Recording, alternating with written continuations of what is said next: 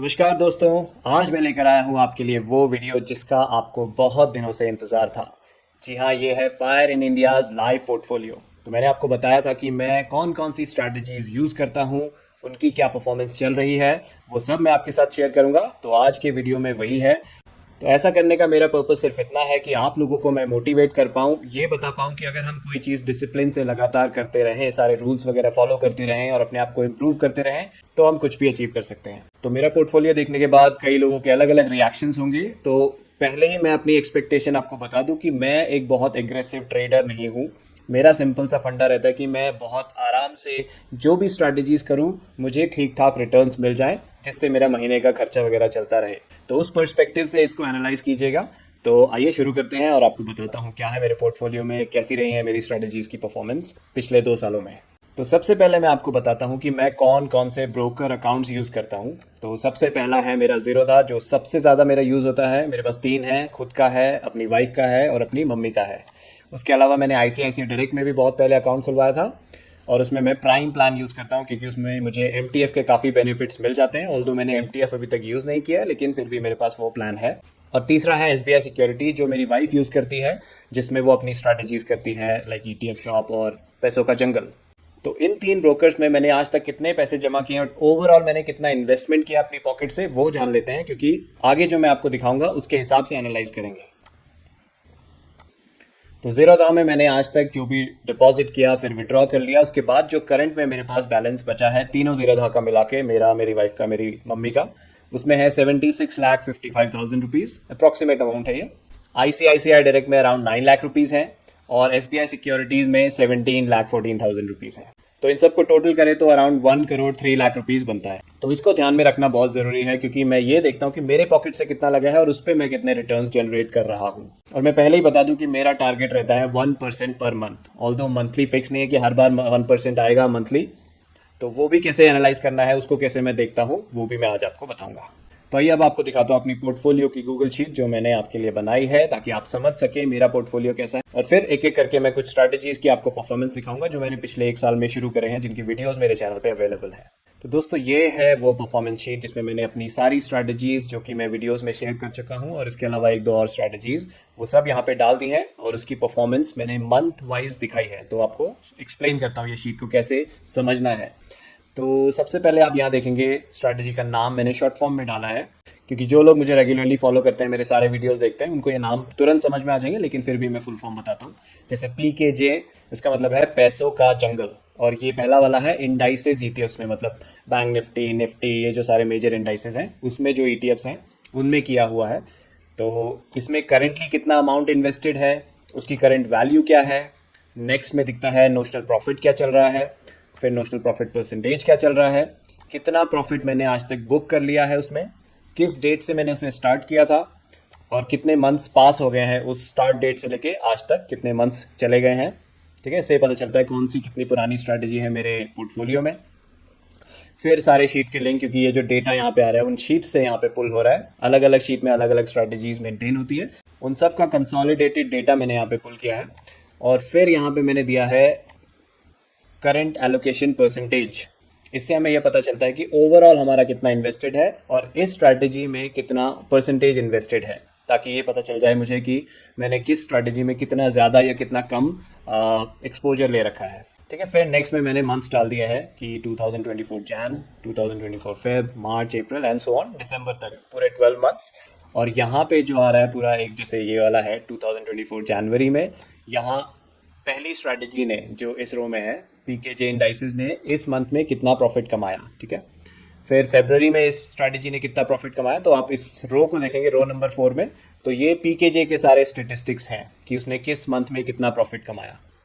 उसी तरह फिर नेक्स्ट स्ट्रैटेजी मेरी है PKJ SRTV ETF। So again पैसों का जंगल, लेकिन उसमें ETFs में किया हुआ है वो जो SRTV रेशो से मैंने पिक किए थे। SRTV महेश सर द्वारा दी गई एक बहुत ब्यूटीफुल स्ट्रैटेजी है, जिससे हम ये पता लगा सकते हैं कि कौन से ETFs अभी इतने सस्ते हैं कि हम उन्हें बाय करना या फिर उनमें SIP स्टार्ट कर सकते हैं। ठीक है, तो उसके बेसिस पे मैंने ETFs पिक करके अपने पैसों के जंगल में डाले। ये हो गया नेक्स्ट। फिर नेक्स्ट है हमारे पास पैसों का जंगल ETFs ममता। तो मेरी वाइफ अपने पैसों का जंगल का करती है, उसका जो शीट है वो यहाँ पे है, उसमें कितना इन्वेस्टेड है वगैरह वगैरह।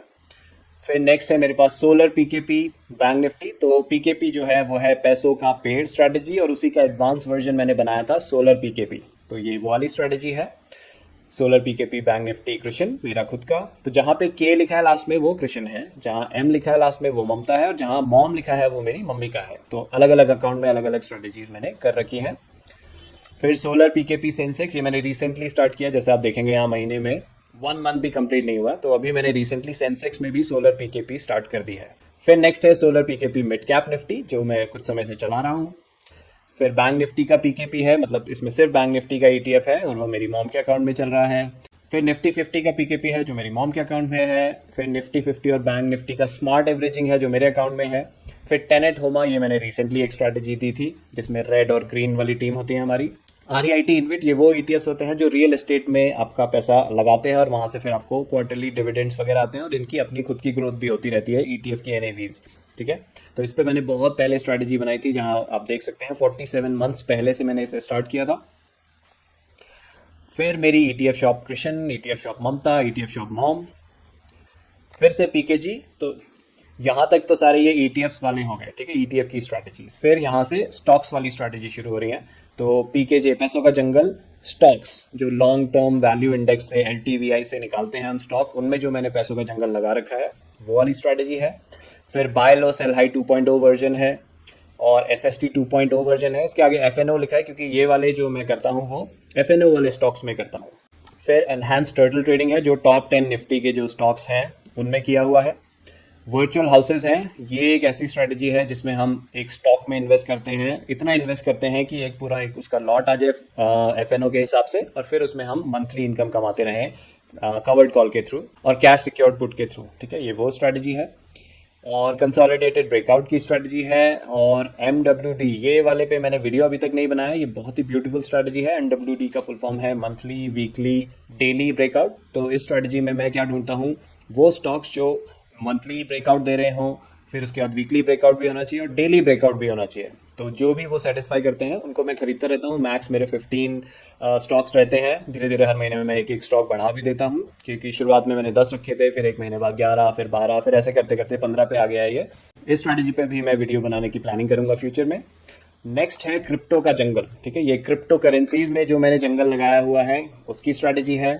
और लास्ट में आता है गिल्ट MFKJ मतलब है म्यूचुअल फंड का जंगल। और ये गिल्ट होते हैं वो वाले म्यूचुअल फंड जो गवर्नमेंट बॉन्ड, गवर्नमेंट सिक्योरिटीज में इन्वेस्ट करते हैं। इसमें मैंने इसलिए इन्वेस्ट किया है क्योंकि मैं फ्यूचर एंड ऑप्शंस में ट्रेड करता हूँ, ऑप्शन ट्रेडिंग करता हूँ, और उसके लिए चाहिए होता है मार्जिन मनी।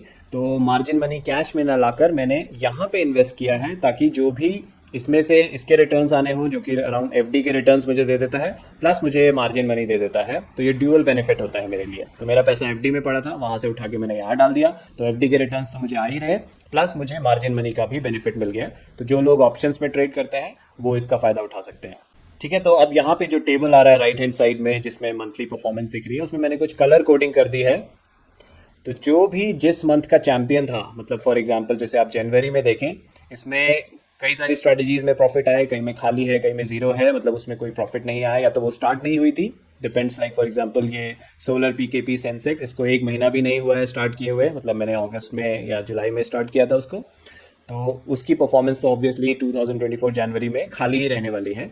तो ये उस कारण से खाली हो सकता है, या फिर अगर उसमें कोई प्रॉफिट आया ही ना हो, अगर वो लंबे समय से स्ट्रैटेजी चल रही है लेकिन उस मंथ में उसमें प्रॉफिट नहीं आया, तो वो खाली होगा। ओके, तो जिस में प्रॉफिट आया वो आ जाते हैं, और जिसमें सबसे हाईएस्ट प्रॉफिट आया compare to all the profits in that month, वो ऑटोमेटिकली ग्रीन कलर में आ जाती है। इससे मुझे ये पता चलता है कि ओके, इस मंथ का चैंपियन ये था।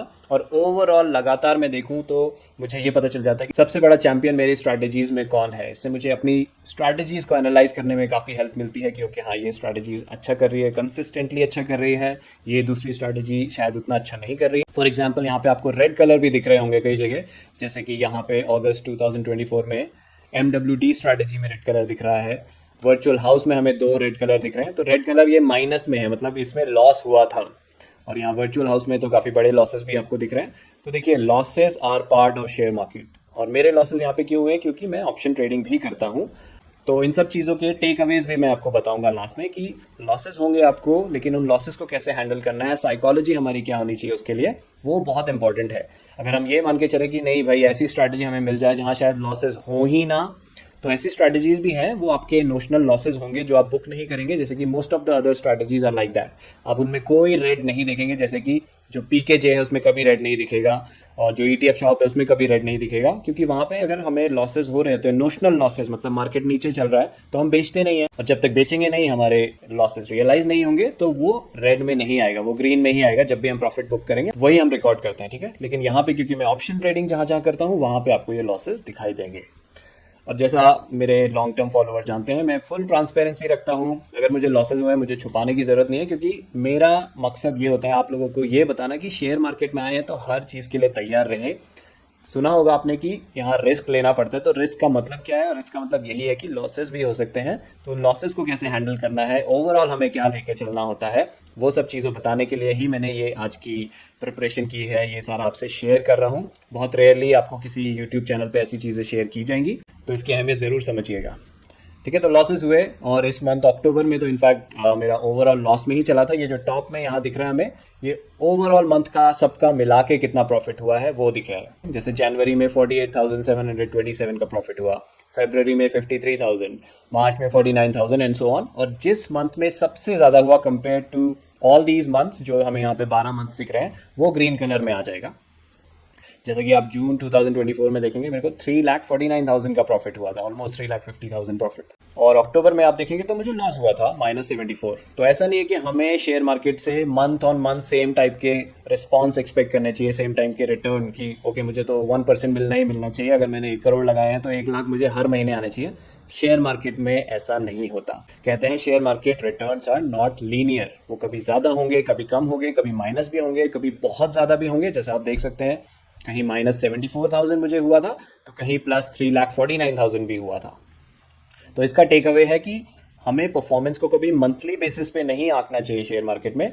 ओवरऑल पूरे साल का देखिए, वहां आप प्रॉफिटेबल हैं और अपने कैपिटल जो भी आपने इन्वेस्ट किया है उसके हिसाब से अच्छा खासे प्रॉफिटेबल हैं, रीजनेबली प्रॉफिटेबल हैं, तो आप अच्छा कर रहे हैं, ठीक है। किसी 1-2 मंथ में आपका नुकसान हो गया और आपने अपनी स्ट्रैटेजीज बदल दी, या शेयर मार्केट में ठप बंद कर दिया, ढक्कन लगा दिया, करना ही बंद कर दिया, तो आप लॉन्ग टर्म में कुछ नहीं कर पाएंगे। क्योंकि होता क्या है ना, हमें लॉसेस होते हैं तो हम फटाक से सोचते हैं कि ओके सर जो भी मैं कर रहा हूँ वो बेकार है, मुझे कुछ और करना चाहिए। तो अगर आप अपनी स्ट्रैटेजीज को समझते हैं जो आप कर रहे हैं, और आपको उसके पीछे का लॉजिक समझ में आता है, आपको उसमें कन्विक्शन है, अगर लॉसेस आते भी हैं तो कोई बात नहीं, आप उन लॉसेस को हैंडल कीजिए और फिर उससे लर्न कीजिए। जैसे कि वर्चुअल हाउस में मुझे लॉसेस हुए तो मैंने उससे लर्न किया कि मैंने क्या गलती करी है और मुझे क्या सुधारना है, और उसके हिसाब से मैंने आगे जाके अपना वर्चुअल हाउस का सुधार किया, जिससे मुझे अब लॉसेस नहीं होते उस तरह से। तो ये हो गए सारे profit and losses her month का। और यहाँ पे मैंने दिखा दिया है एवरेज मंथली प्रॉफिट, क्योंकि जैसे मैंने कहा कि मैं टारगेट करता हूँ 1 लाख की इनकम मुझे शेयर मार्केट से हो जाए मंथ ऑन मंथ बेसिस। तो आप देख सकते हैं हर मंथ तो नहीं होती, कभी बहुत ज़्यादा होती है, कभी कम होती है, कभी लॉसेस भी होते हैं, लेकिन एवरेज, इन सब का एवरेज निकालो। ये 12 मंथ्स के प्रॉफिट हैं, उन सबको ऐड किया और 12 से डिवाइड किया तो वो निकल के आता है 1,37,000। तो ये 2024 की परफॉर्मेंस है, जिसमें मैंने 1,37,000 का एवरेज मंथली प्रॉफिट कमाया। इसी तरह का 2025 की परफॉर्मेंस देखें तो मेरा मंथली एवरेज चल रहा है 1,12,000, और अभी 4 मंथ्स और बाकी हैं, तो देखते हैं उसमें कैसा जाता है। बात एक और चीज़ नोट करने की है कि जो पिछला अगस्त था 2024 और अब का जो अगस्त खत्म हो रहा है, वहाँ से अगर आप निफ्टी की परफॉर्मेंस देखेंगे तो आपको एक फ्लैट लाइन दिखेगी, मतलब निफ्टी जहाँ अगस्त में था अभी तक वहाँ दोबारा पहुँचा भी नहीं है।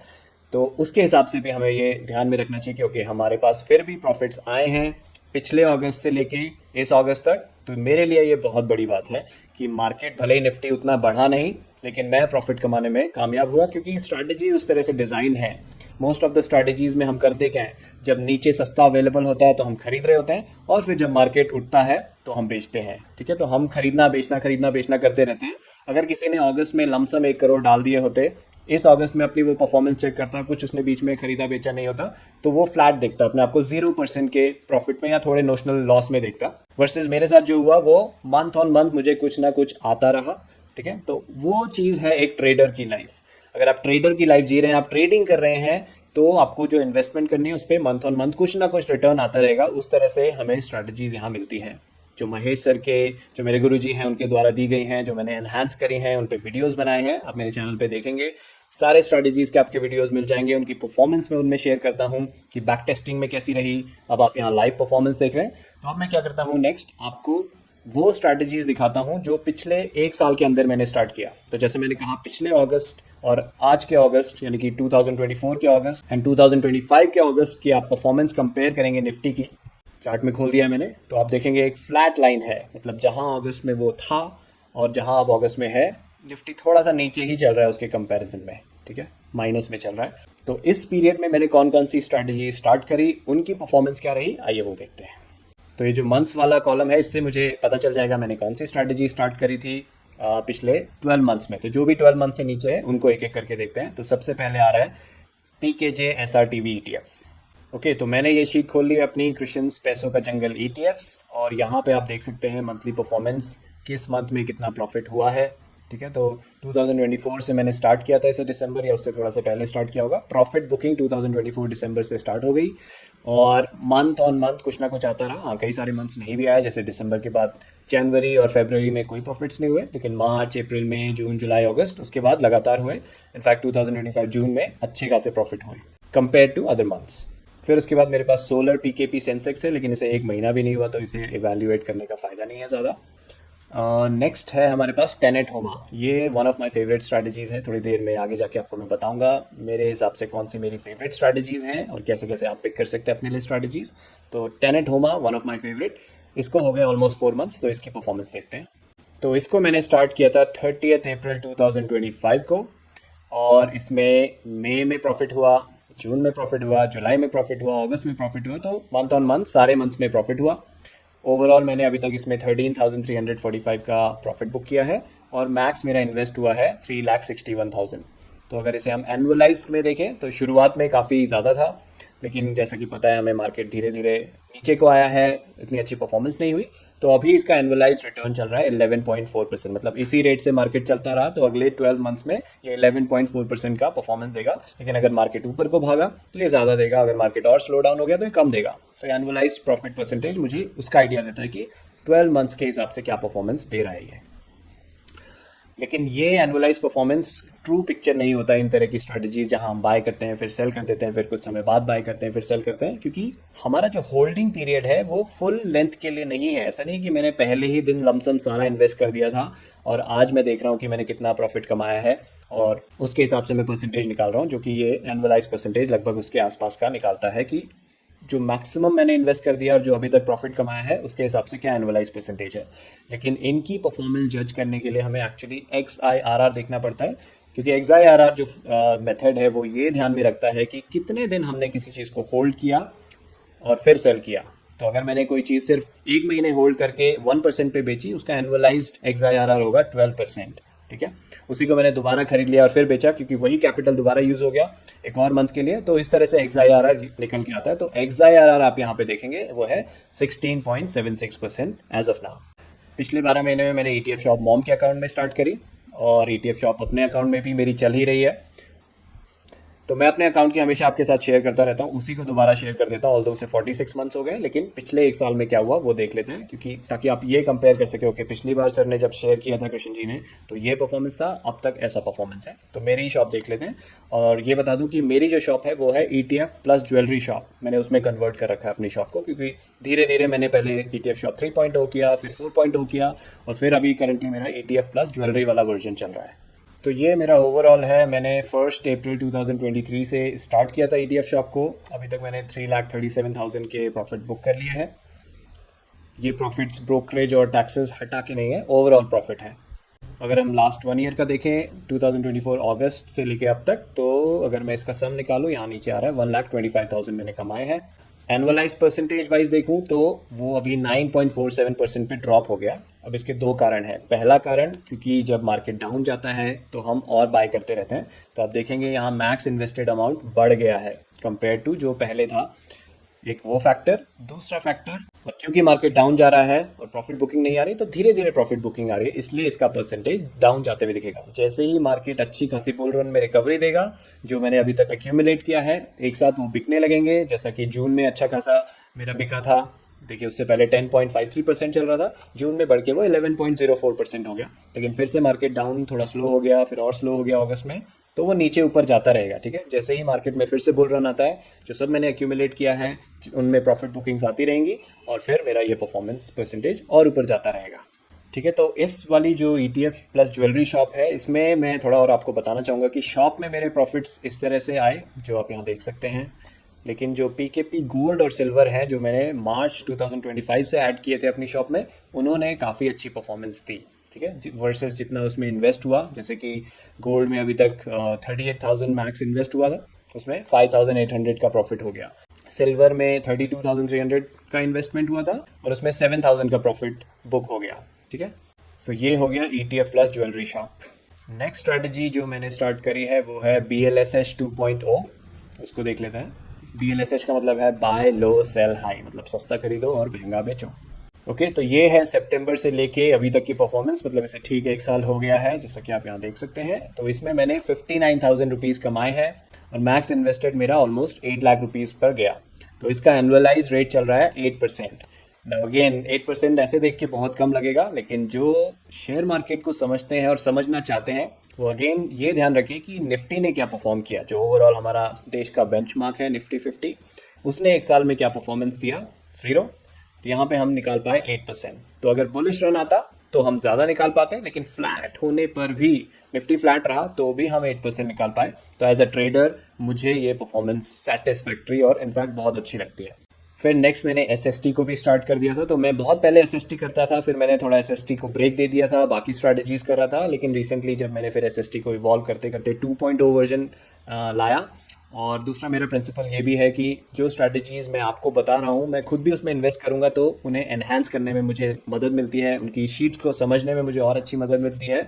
तो उसके लिए भी मैं इन्वेस्टमेंट करता हूँ ताकि मैं आपको हेल्प करता रहूँ और अच्छे अच्छे एनहांसमेंट्स लाता रहूँ। तो SST 2.0 का परफॉर्मेंस देखते हैं। ओके, तो SST मैंने स्टार्ट किया था 16 अप्रैल 2025 से। तो 1 2 3 4 5 मंथ्स हो गए हैं और आप देख सकते हैं हर मंथ में प्रॉफिट आए हैं, अप्रैल में, जून, जुलाई, अगस्त। और इसका एनुअलाइज रेट चल रहा है 16.07%। और एनहांस टोटल ट्रेडिंग भी मैंने SST के साथ ही शुरू करी थी, उसका परफॉर्मेंस देख लेते हैं। तो एनहांस टोटल ट्रेडिंग मैंने करी थी निफ्टी के टॉप 10 स्टॉक्स में। तो ये है निफ्टी के टॉप 10 स्टॉक्स, तो इनमें ये स्ट्रैटेजी चल रही है। और आप इसमें सोल्ड शीट में जाके देखेंगे तो इसकी परफॉर्मेंस 20% पे चल रही है। क्योंकि टोटल ट्रेडिंग में क्या होता है, जब मार्केट बुल रन में होता है तो ये अच्छे प्रॉफिट देता है, और जब मार्केट बुल रन छोड़ के फ्लैटिश हो जाता है या फिर बियर फेज में आ जाता है तो इसमें बाइंग सिग्नल ही आने बंद हो जाते हैं।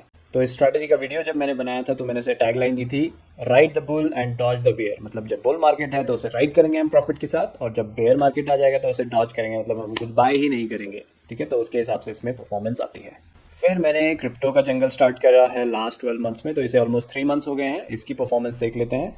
तो क्रिप्टो एक बहुत रिस्की एसेट है, मैंने वीडियो में बताया भी था, लेकिन जब वो परफॉर्म करने पे आता है तो वो परफॉर्मेंस भी अच्छा देता है अगर वो चल रहा हो। तो वही हुआ इन लास्ट 3 मंथ्स में।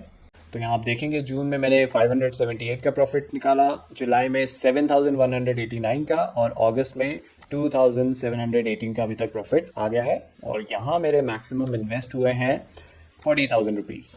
तो ये अभी तो धमाल हो रहा है इसमें, देखते हैं आगे जाके क्या होता है, कैसे चलता है। तो मुझे इससे उम्मीदें हैं, लेकिन एक और चीज़ अब आपको वापस शीट में ले जाके दिखाता हूँ।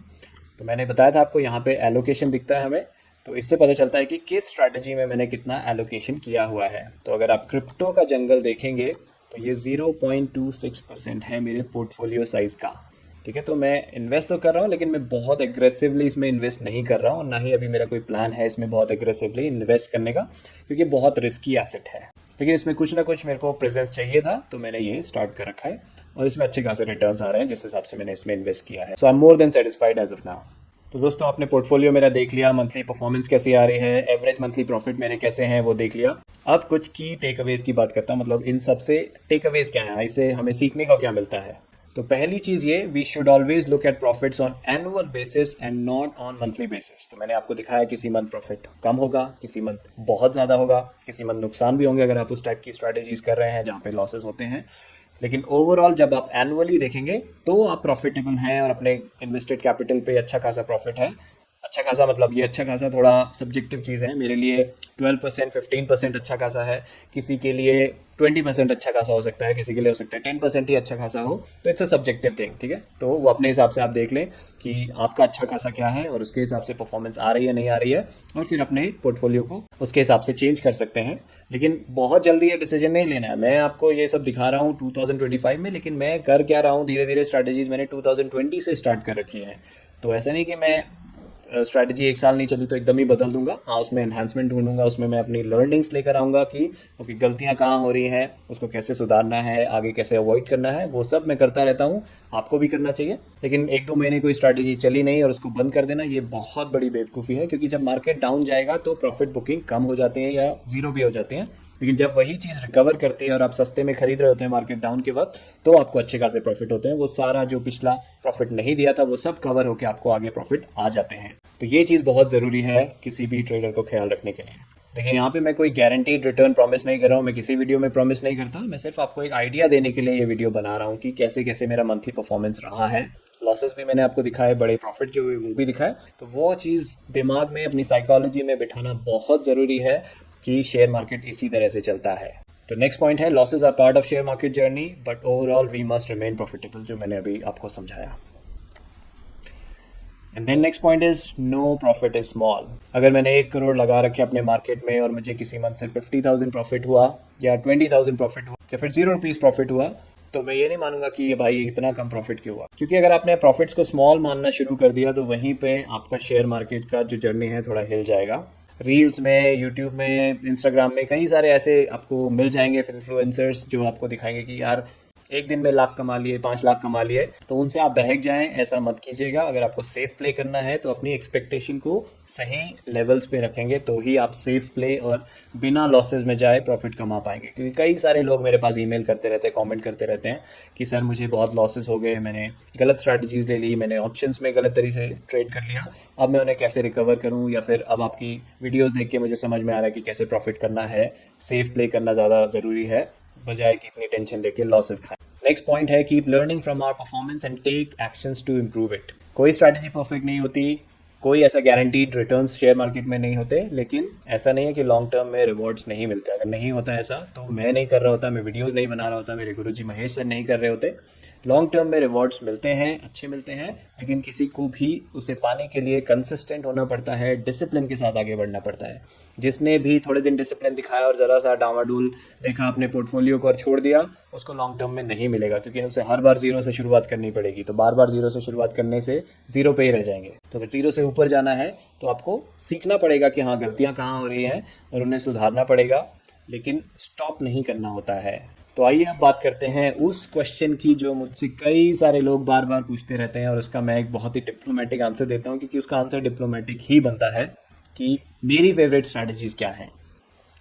देखिए, फेवरेट जो है एक सब्जेक्टिव चीज़ है और वो अलग अलग लोगों का अलग अलग होने वाला है। किसी को ऑप्शन स्ट्रैटेजीज फेवरेट लगेंगी, किसी को वो स्ट्रैटेजीज फेवरेट लगेंगी जिसमें दिन में सिर्फ एक बार देखना हो गूगल शीट को और ट्रेड करना हो, किसी को वीक में एक बार ट्रेड करने वाली स्ट्रैटेजी लगेगी, किसी को मंथ में एक बार ट्रेड करने वाली स्ट्रैटेजी अच्छी लगेगी। तो डिपेंडिंग कि आपके पास कितना कैपिटल है, कितना आपके पास टाइम है शेयर मार्केट में देने के लिए, आपकी क्या एक्सपेक्टेशन है मार्केट से, तो फेवरेट हर किसी का अलग हो सकता है। और मेरी फेवरेट स्ट्रैटेजी किस हिसाब से मैं यहाँ फेवरेट बता रहा हूँ वो मैं आपको लॉजिक बताऊंगा उसके पीछे। और जो स्ट्रैटेजीज यहाँ नहीं दिखेंगी, क्योंकि फेवरेट ऐसे नहीं कि मैं सारों को लिस्ट कर दूंगा, मेरे पास 20-30 स्ट्रैटेजी मेरे वीडियोस बने हुए हैं, सबको मैं यहाँ पे डाल दूंगा, तो फिर फेवरेट का मतलब ही क्या है। फेवरेट मैंने जिस तरह से चुने हैं वो आपको बताऊंगा, लेकिन जो यहाँ पे नहीं आ रही उसका मतलब ये नहीं कि वो स्ट्रैटेजी खराब है। उसका सिंपली ये मतलब है कि मेरी ट्रेडिंग स्टाइल को वो सूट नहीं कर रही थी, इसलिए मैंने जो स्ट्रैटेजीज अब ले ली हैं मैं उनमें सेटिस्फाइड हूँ, इसलिए मैं स्विच भी नहीं कर रहा हूँ। हो सकता है जो स्ट्रैटेजी मैं कर रहा हूँ उससे बेटर कोई और स्ट्रैटेजी किसी और के लिए परफॉर्म कर रही है, उसके लिए वो फेवरेट होगी। तो अपना फेवरेट आप खुद चूज़ कर सकते हैं, लेकिन जो मैं अपनी फेवरेट बताऊंगा उनके पीछे लॉजिक बताऊंगा। अगर आपको वो लॉजिक भाता है, समझ में आता है, तो आप उनको अपनी फेवरेट भी बना सकते हैं वीडियोज़ देखने के बाद। तो सबसे पहला है ETF प्लस ज्वेलरी शॉप। ठीक है, तो इसमें क्या होता है, हम ETF खरीदते हैं बेस्ड ऑन कि वो 52 वीक लो से कितनी दूर है। साथ ही साथ हमारे ज्वेलरी में, यानी कि गोल्ड बीज या गोल्ड का कोई भी ETF और सिल्वर का कोई भी ETF, उसमें PKP स्टाइल में इन्वेस्टमेंट होता रहता है। उससे क्या होता है, हमें उस कंटिन्यूअस एक्सपोजर मिलता है उस ज्वेलरी वाले ETF में, और जब जब वो बुलिश रन में होता है हम थोड़े थोड़े प्रॉफिट निकालते रहते हैं, जब वो कमज़ोर होता है हम उसमें डालते रहते हैं, री इन्वेस्ट करते रहते हैं, जो मैंने अभी आपको थोड़ी देर पहले परफॉर्मेंस दिखाई भी थी। तो ये मेरी टॉप की फेवरेट स्ट्रैटेजी है। नेक्स्ट है टेनेट होमा वीकली कैंडल। इसमें हम वीकली कैंडल को देख के बाय करते हैं। इसमें दो टीम्स होती हैं, एक रेड कैंडल वाली टीम, एक ग्रीन कैंडल वाली टीम। तो डिटेल में क्या है वो तो आपको पूरी वीडियो देखनी पड़ेगी, यहाँ पे मैं सारी स्ट्रैटेजीज दोबारा से समझा नहीं सकता, बहुत लंबा वीडियो बन जाएगा। तो हर किसी स्ट्रैटेजी की वीडियो बनी है, और जो जो मैं फेवरेट में लिस्ट कर रहा हूँ उनके लिंक्स मैं डिस्क्रिप्शन में दे दूंगा, वहाँ से जाके आप इन्हें चेकआउट कर सकते हैं। ठीक है, तो टेनेट होमा वीकली कैंडल मेरी सेकंड फेवरेट है, और मैं इन्हें किस ऑर्डर में दे रहा हूँ कि आज कोई आता है शेयर मार्केट में नया नया, उसको कौन सी स्ट्रैटेजी सबसे पहले पिक करनी चाहिए। आप बिल्कुल नए हैं शेयर मार्केट में या थोड़ा बहुत एक्सपीरियंस है तो आप ETF से शुरुआत करेंगे। तो जो मैं पहले स्ट्रैटेजीज बता रहा हूँ वो ETF बेस्ड हैं। ETF प्लस ज्वेलरी, उसमें सारे ETF हैं। टेनेट होमा वीकली कैंडल, उसमें सारे ETFs में ट्रेड होता है। नेक्स्ट है REIT इनविट सिप्स। तो REIT इनविट वो ETFs हैं जो रियल एस्टेट में हमारा पैसा लगाती हैं, और वहाँ से हमें क्वार्टरली डिविडेंड्स आते रहते हैं लगातार। तो ये वो स्ट्रैटेजी है जिसे धीरे धीरे आप अपना एक कॉर्पस इकट्ठा कर सकते हैं, और बीच बीच में आपको पे आउट्स भी आते रहते हैं डिविडेंड के फॉर्म में, क्वार्टरली बेसिस पे, मतलब हर 3 मंथ्स में आते रहते हैं। फिर है पैसों का पेड़, पैसों का जंगल। ये मेरी सबसे टॉप की एलोकेटेड स्ट्रैटेजी है। इनफैक्ट मैं ये आपको बताना भी चाहता था। इस शीट में आप देखेंगे सियान कलर में मैंने रखा है, वो सारी पैसों का पेड़ बेस्ड स्ट्रैटेजी है। तो पैसों का पेड़ मतलब है एक किसी ETF में लगाया पैसों का पेड़ कहलाता है, उसी को हमने मल्टीपल ETFs में लगा दिया और एक ही शीट में मेंटेन करते हैं तो उसे पैसों का जंगल कहता हूँ मैं। ठीक है, तो ये जो सियान कलर में आ रहे हैं ये सब पैसों का पेड़ बेस्ड स्ट्रैटेजीज हैं। तो आप देख सकते हैं कितना सारा मैंने पैसों का पेड़ बेस्ड स्ट्रैटेजीज कर रखे हैं, क्योंकि इन स्ट्रैटेजीज की पावर है कि ये लॉन्ग टर्म के लिए मुझे इन्वेस्टेड रखते हैं, बीच बीच में मुझे प्रॉफिट बुकिंग देते रहते हैं, ये मुझे अपॉर्चुनिटी देते हैं कि जब सस्ता हो जाता है ETF तो मैं और ख़रीद सकूं, और ये मुझे टैक्स का बेनिफिट भी देते हैं। तो इन सबको जानने के लिए आप मेरा PKP का पूरा सीरीज़ देख सकते हैं, एक प्लेलिस्ट मैंने बना रखी है, उससे आपको PKP समझ में आ जाएगा। साथ ही महेश सर की, क्योंकि ये स्ट्रैटेजी हमें महेश सर ने दी थी, उनकी किताब पैसों का पेड़ ज़रूर पढ़ें। ये स्ट्रैटेजी जिसके पोर्टफोलियो में नहीं है वो लॉन्ग टर्म के लिए सही से इन्वेस्टेड नहीं है, मेरा ये मानना है। और अगर आप निफ्टी, बैंक निफ्टी जैसे ETFs में कर रहे हैं तो जब आपका कॉर्पस अच्छा खासा बड़ा हो जाता है तो आप इसमें कवर्ड कॉल करके एक्स्ट्रा प्रॉफिट्स भी कमा सकते हैं, जो मैं करता हूँ। और इसे आप स्टॉक्स में भी कर सकते हैं, इसलिए नीचे रखा है क्योंकि पहले मैं ETFs वाला देना चाहता था। पैसों का पेड़, पैसों का जंगल आप ETF में कर सकते हैं या फिर स्टॉक्स में भी कर सकते हैं। कोई भी स्टॉक आपका जो फेवरेट हो, जिसे आप लॉन्ग टर्म के लिए होल्ड करने में कोई दिक्कत ना हो आपको, उसमें आप पैसों का पेड़ कर सकते हैं। फिर है म्यूचुअल फंड्स का जंगल। तो अगर आप म्यूचुअल फंड में इन्वेस्ट करना चाहते हैं उसमें भी इस स्टाइल में करेंगे तो वही सारे बेनिफिट्स की लॉन्ग टर्म के लिए आप इन्वेस्टेड रहेंगे, बीच बीच में आप प्रॉफिट भी बुक करते रहेंगे। आपको जब वो म्यूचुअल फंड सस्ता होगा तो एक्स्ट्रा बाय करने का मौका मिलेगा, और टैक्स ऑप्टिमाइज्ड है इसके रिटर्न्स। नेक्स्ट है स्टॉक बेस्ड स्ट्रैटेजी। अगर आपको करनी है तो SST, share genius swing trading, जिसका मैंने अभी आपको थोड़ी देर पहले रिपोर्ट भी दिखाया था, उसका परफॉर्मेंस दिखाया था। स्टॉक्स की और भी बहुत सारी स्ट्रैटेजीज हैं, डार्वस है, बाय लो सेल हाई है, टर्टल ट्रेडिंग है, वो भी बहुत अच्छी है। उनमें भी जिनमें मेरा इन्वेस्टमेंट है आपने मेरी शीट में देख लिया, उनकी परफॉर्मेंस भी अच्छी है। लेकिन जो शेयर जीनियस स्विंग ट्रेडिंग है इसको बहुत लंबे समय से मेरे चैनल पे आप देखेंगे कि इसका वीडियो बना था। उसके बाद एक मेरे फॉलोअर है रोहन हैमस्टेक, उन्होंने अपनी लगातार हर क्वार्टरली वो अपनी परफॉर्मेंस शेयर करते हैं, जो एक्चुअल वो ट्रेड कर रहे हैं SST में अपने स्टाइल में। उसको मैं अपनी वेबसाइट पे डालता हूँ SST की, वहाँ पे आप जाके चेक कर सकते हैं कि हिस्टोरिकली इसने कैसे दिया और आज के दिन में उसका परफॉर्मेंस क्या चल रहा है, वो निफ्टी को कितने अच्छे से बीट कर रहा है, अल्फा रिटर्न जनरेट कर रहा है। तो इसलिए ये टॉप की मेरी स्टॉक की स्ट्रैटेजी है जो मैं आपको रेकमेंड करूंगा। और ये इस ऑर्डर में मैंने रेकमेंड किया कि ओके, आपके पास सपोज एक ही स्ट्रैटेजी करने का पैसा है तो आप ETF प्लस ज्वेलरी शॉप से स्टार्ट करें। आपके पास और एक्स्ट्रा पैसा आता है तो आप टेनेट होमा ऐड कर सकते हैं अपने पोर्टफोलियो में। और पैसा आता है तो रीट इनविट की सिप स्टार्ट कर लें, और पैसा आता है तो किसी में PKP स्टार्ट कर लें। और अगर आप म्यूचुअल फंड में कर रहे हैं और उसे उस स्टाइल में करना चाहते हैं, जंगल स्टाइल में, तो म्यूचुअल फंड का जंगल से करिए। अगर आप स्टॉक में फिर आना चाहते हैं, आपके पास और पैसा है इन्वेस्ट करने के लिए, तो SST को चूज करिए एज योर फर्स्ट प्रेफरेंस। और फिर अगर आपके पास और पैसा है, वैसे तो आपको स्टॉक्स में पहले करना चाहिए, लेकिन अगर आप और थोड़ा डाइवर्सिफाई करना चाहते हैं, थोड़ा पैसा डालना चाहते हैं किसी एक अदर एसेट क्लास में, तो क्रिप्टो का जंगल आप ट्राई कर सकते हैं। उसमें बहुत बड़े पैसे मत डालिएगा, मेरा वीडियो ज़रूर देख लीजिएगा इन सब स्ट्रैटेजीज़ पे। मैंने हर एक स्ट्रैटेजी को उसके अलग पर्सपेक्टिव से समझाया हुआ है कि किस स्ट्रैटेजी को किस नज़रिए से देखना है, कितना कैपिटल लगाना सही है, वगैरह वगैरह। तो दोस्तों, उम्मीद करता हूँ आपको पसंद आया होगा ये मेरा पोर्टफोलियो शेयर करना। तो कैसा लगा आपको ये वीडियो ज़रूर बताइएगा मुझे, कमेंट कीजिएगा, और अगर पसंद आया तो लाइक कीजिएगा। और आप मेरी जर्नी अपने फ्रेंड्स के साथ शेयर करना चाहते हैं, फैमिली के साथ शेयर करना चाहते हैं तो शेयर ज़रूर कीजिएगा। तो जल्दी ही आपके लिए लेकर आऊँगा नेक्स्ट वीडियो, तब तक के लिए नमस्कार।